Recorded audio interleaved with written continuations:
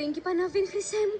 Πραγματικά είναι τρομερό που άντεξε αυτό το φιάσκο με τον βάτραχο εχθές το βράδυ. Όταν πρόκειται να αναλάβεις τον θρόνο, προετοιμάζεσαι σαν πάνθυρας.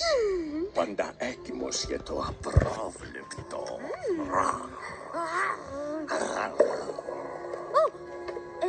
Το αυτή. Τι?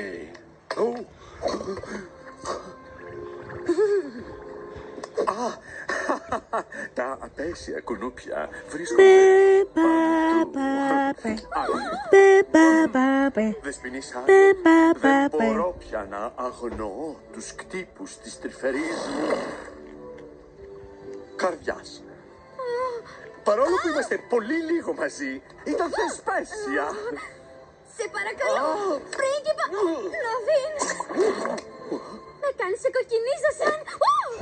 Θα μου κάνεις την τιμή να γίνεις πριγκίπισσα της Μαλβωνίας. Είσαι σοβαρός? Σαν πανούκλα. Φυσικά και θέλω να σε παντρευτώ. Έχουμε τόσα να κάνουμε. Είναι σαν τον καλεσμένο καπιστάνι, τη μουσική, τα λουλούδια, τα παπούτσια. Θα κάνουμε ένα γάμο που θα αφήσει εποχή.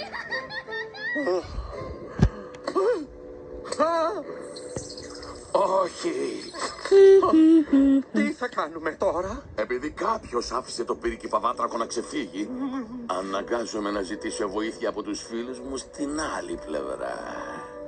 Δεν μου λες, αυτό το εστιατόριο θα έχει και σουφλέ? Παστιτσάδα, στιφάδο, θα έχει απ' όλα. Πάντα ήθελα να δοκιμάσω φάσολάδες, ομελέτες και φτεδάκια. Σταμάτα, Λουίς.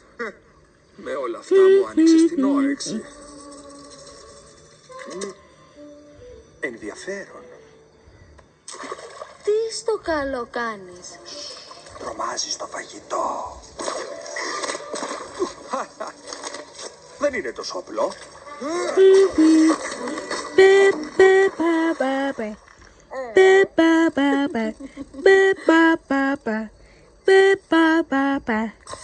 Τι? Όχι. Δεν υπάρχει περίπτωση να φιλήσω ένα βάτραχο και να φάω ένα έντομο την ίδια μέρα. Όχι.